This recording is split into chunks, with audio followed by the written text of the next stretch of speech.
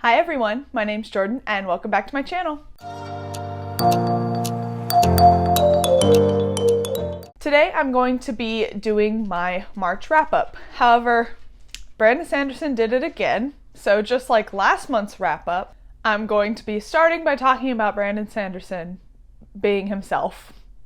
So this past week, he comes out with this video that I thought was hysterical. My husband did not find it funny when I made him watch the whole thing, but came out with this video that was like this super dramatic filming of him like in this like scenic landscape of these like mountain backdrop on a lake. And he's like, man, have I done the biggest surprise? Can I do any more surprises? Have I ruined surprises for my fans? It's like this long video. It's very funny. If you haven't watched it, pause here, go watch it. I'll link it down below because I'm going to spoil it. It's only like a 3-minute long video, so go watch it really quick. And then at the end, he's like, should I just stop doing surprises? Am I done with surprises? And then he's like, nah, that's boring. Here's Stormlight 5 prologue, the end. And I was just like, excuse me. So Stormlight 5 prologue is out. I don't think we have a release date yet for it. We have no title, no cover, nothing. But we have the prologue. I read it right before I started filming this, and man, I am so grateful to Reddit users because everyone on Reddit is so much smarter than I am in terms of finding out like hidden things in books. When I read books, I feel like it's kind of like at face value. I'm like, cool book, cool plot, cool characters, but I'm not very good at like finding all of the hidden gems, like finding all of the little goose eggs, and Reddit is good for that. So all of the fan theories about this prologue are, I'm not going to spoil it here, I'm not going to talk about it here because they're pretty intense, but if you go to the Stormlight Archive Reddit, you can like see all the discussions about this prologue. And I think that the main fan theory about this prologue is correct. Again, not going to spoil anything about the prologue either, but it was very good. I am just so excited for Stormlight 5. I think this 5th book is about to be wild because if you don't know, the Stormlight series is supposed to be broken into 2 parts. 5 books in the first part, 5 books in the second part, and I believe there's supposed to be like a pretty decent sized time jump in between these two. So this is basically the last book of this half of the series, and I think it's about to be intense. I think we're about to get a lot of storylines wrapping up and a lot of storylines starting, and I'm curious because some of these characters are already older, so like, how big is this time jump going to be? Are these characters going to live or die? Some of these questions might be answered on the Reddit or by Brandon himself, and I just haven't seen that. But I am anxious and excited for this 5th book. I am really loving this series. So that's all I'll cover for the Brandon Sanderson drama for the week. Not as intense as the last Brandon Sanderson drama we had, but still super cool. If you have not read that prologue, go give it a read. Obviously, if you've read the first 4 Stormlight books. So now let's move into my March wrap-up, besides the Stormlight 5 prologue. The first book I read the last month was A History of Wild Places by Shay Earnshaw. This is a book that I believe is a newer release, and it is like a thriller cult book. It's about this man who can, through touch, tell where an object has been and whose object it is. So he is always called upon to help with missing persons cases where he touches the missing person's items and can kind of see where they've been and the history they have with this item. And when he is called upon to help find a missing woman, he stumbles upon this society that is hidden away in a forest. And then we flash forward a few years and we are in this society. You find out that Travis, who is the man that can tell things through touch, has also gone missing. We're in this society now, and we're following this married couple in this cult village kind of thing. And we kind of follow them as they learn kind of the history of their compound and also learn some not so great things about it. I thought the book was okay. I gave it 3 out of 5 stars. It wasn't bad by any means. I just think it's not really my genre. I don't read a whole lot of like thriller genre. The ending was definitely good. I think the ending was satisfying. I agreed with the way it ended. I think that it was a nice wrap up. I just think that there were some boring points. And Dunbar Ortiz. This is the second book I've read by her, the first one being An Indigenous People's History of the United States, I believe is what it's called. And this one is also a home run. Knocked it out of the park. Roxanne Dunbar Ortiz is a master at presenting the facts to you in a way that are understandable and digestible while also getting her point across. She basically deconstructs this idea that America is a nation of immigrants, which is a very popular saying throughout America. She explains how this is just blatantly false, how America has allowed certain immigrants while not allowing others, and many times that is based purely on race. I was recommended this book by Monet over on Life as Monet, and I will link her channel below. So thank you, Monet, for this recommendation. It was definitely worth the read, and I would recommend this book to anyone, especially if you live in America. If you don't live in America, it may not be as pertinent to you, but any Americans should read this book. The next book I'm going to kind of group with another book because they're in the same series, and I read two of them this month, and that is Age of War and Age of Legend by Michael J. Sullivan. This is the third and fourth book in the Legends of the First Empire series. Guys, this series is quickly climbing my ladder of best series of all time.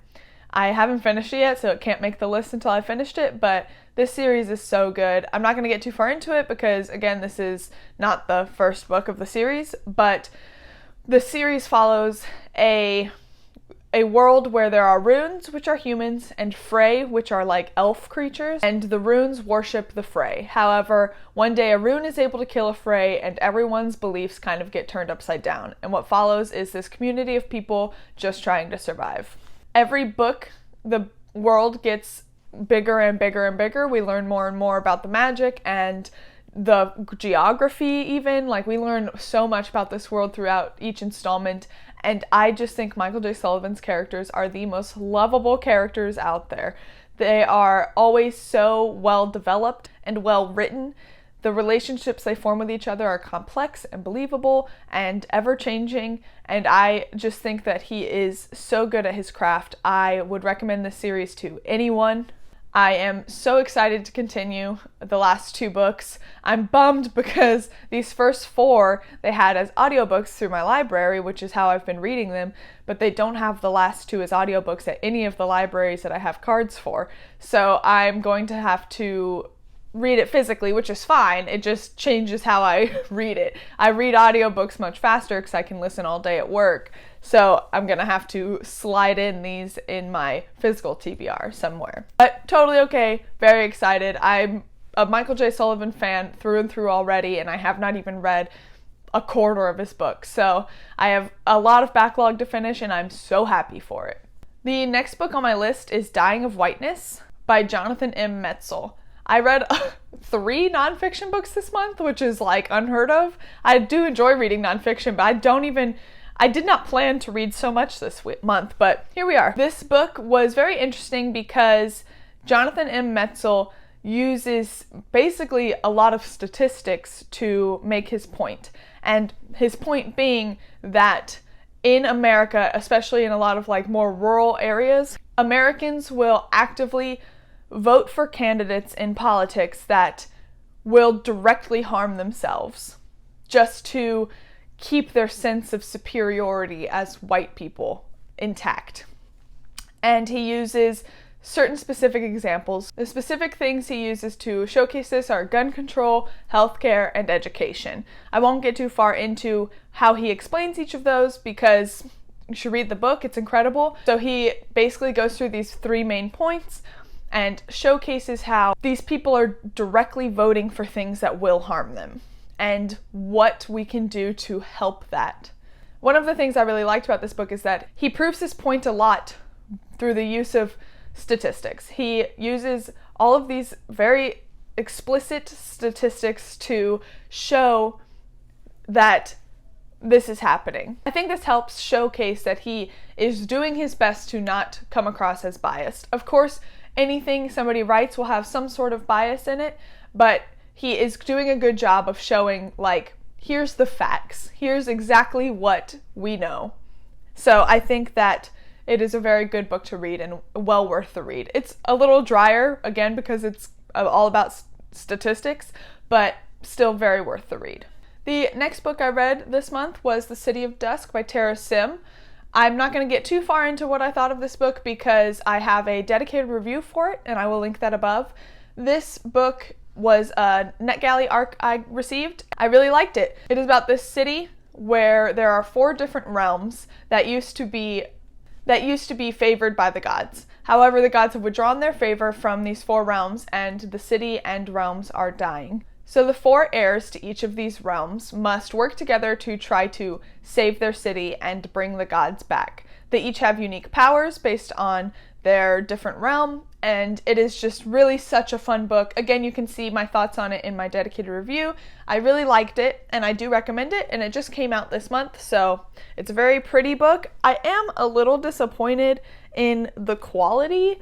It is an Orbit book, and I feel like Orbit books are normally pretty good. They all are. It's still a good floppy paperback like Orbit always does, but the texture and stuff of the cover just seems like cheaply made. Like if you look at this book, also an Orbit book, it's kind of got this like woven texture almost, and this one is just kind of like it feels like photo paper almost, like a matte photo paper. I don't know. I'm a little disappointed, but it still is a great floppy paperback. Easy to read, so I do recommend getting this book, even if it's an ebook. I recommend reading it at least. The next book I read is Gideon the Ninth by Tamsin Muir, which is the first book in the Locked Tomb series. I buddy read this with my best friend Stephanie. Shout out Stephanie. Hopefully we will be doing a video together where we discuss what we thought. But in the meantime, I loved this book. The first time I read it, I listened to it as an audiobook, and I was disappointed. I didn't understand what was going on. The book is very confusing. The names are all long and very similar, it felt like, and I was just disappointed. I finished the book and was just like, bleh. However, I always see people raving about it and talking about it, and I see all the fan art, so I was like, man, I really gotta read this book again and just not listen to the audiobook this time. So I did, and I get it now. I loved it. I thought it was so fun. I understood what was going on much better reading it physically. I think that it is just so fun. I'm not going to get too far into the synopsis because it will just confuse you, but this book follows a necromancer named Harrow who enlists a woman named Gideon to be her cavalier. Together they go to the first house to try to become a lictor, and all of the other houses go as well, and there's this like puzzle they must solve in this first house, and it gets dark and it's gory and it's just so fun. I really loved it so much. Harrow and Gideon are absolutely adorable, and I am very excited to read Harrow the Ninth.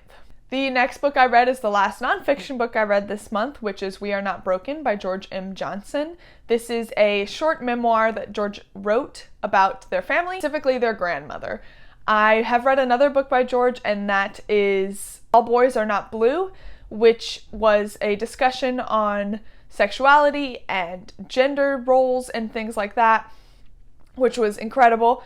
And this one was also just as good. It was much shorter. It was kind of an ode to their grandmother, and they explore their past and the goods and the bads of how they were raised and things like that. And it is just such a lovely book. I definitely teared up a few times, and I would recommend anyone check out their work. The last book I read this month is Gallant by V.E. Schwab. This is a new release by V.E. Schwab, who wrote the Darker Shades of Magic series, as well as The Invisible Life of Addie LaRue, and a bunch of other books. She wrote a lot. But this is her newest release, and it is a YA kind of like horror book. It's a haunted house book, and I liked it. I felt like it was not as good as I was hoping. My friend actually had a good point. So this book is about this orphaned woman who finds out that she has a family home and she has family that still lives there. So she goes to this family home, and there is a wall in the back, and on the other side of the wall is basically like a parallel house. I don't think that's too much of a spoiler. And it kind of felt reminiscent of the Darker Shades of Magic series, where there's different Londons in different dimensions, basically. And so it kind of felt a little played out. I think that the setting was obviously stunning. V.E. Schwab is very, very good at creating atmosphere and prose, so I will not fault it for that. I just felt the plot was kind of played out and not very exciting. But a cool book. I mean, it's not very long. I think it would be a great book to read in the fall, like around Halloween time.